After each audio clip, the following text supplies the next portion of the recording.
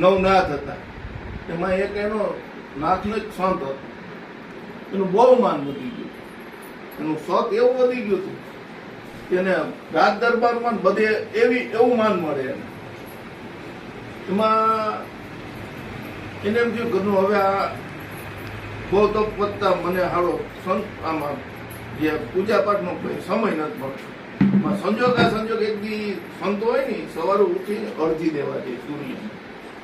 પેલા તો નદી તળાવમાં જઈને અરજી દેવા જાય. એમાં નદી તળાવ હુકાઈ ગયા હતા એટલે કુવાને કાંઠે અરજી દેતા હતા. એમાં એક પ્રેગ્નેન્ટ બાઈ ત્યાં આપઘાત કરવા આવી. એમાં નવનાથના એક નાથ જે દેખી ગયા, એને બાઈને વાવડું પૂછ્યું, બેટા દીકરી આ શું કરે? બે જીવનો કામ બાપ લે કે બાપુ મને મરી જવા દે.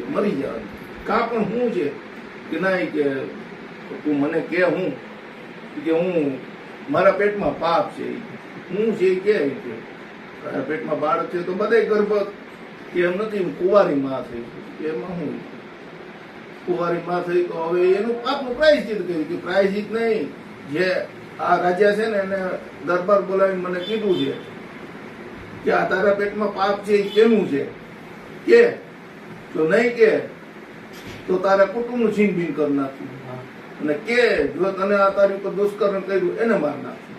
જો હું કહું તો એ રાજાનો કુંવર જ છે, એનું નામ દઉં તો એ અમારા કુટુંબનું છીનભીન કરી નાખે છે, અને ના કહું તો રાજા મારા કુટુંબનું છીનભીન કરી નાખે. એ કરતા કે હું મરી જાઉં એટલે વાત ઉપર પડદો આવી ગયો. એટલે કે તારે તો આ છો પેટમાં બાળક કોણ છે એનું બાપનું નામ દેવાનું છે ને કે હા મારું નામ દઈ દે, કાલ દરબાર પર કહેજે. દરબાર પર છોકરીને બોલાવી, બોલ દીકરા બેટા કારણ કે રાજા મહારાજા બેટા દીકરીથી નથી બોલાવતા. તારા પેટમાં પાપ છે કેનું છે કે આ મહાત્માનું છે. રાજાનો રાજ્ય ગુરુ હતો, એ રાજા ઉભા થઈ ગયા તર રાજ્ય ગુરુ કે તમે શાંતિ આમ કે તો આ કે સાચું કે આ એનો બાપ હું છે, એના પેટમાં બાળક છે ને એનો બાપ હું છું. રાજા બીજાનો પેલા તો હું રાજા આવા જન્માય સીધો હુકમ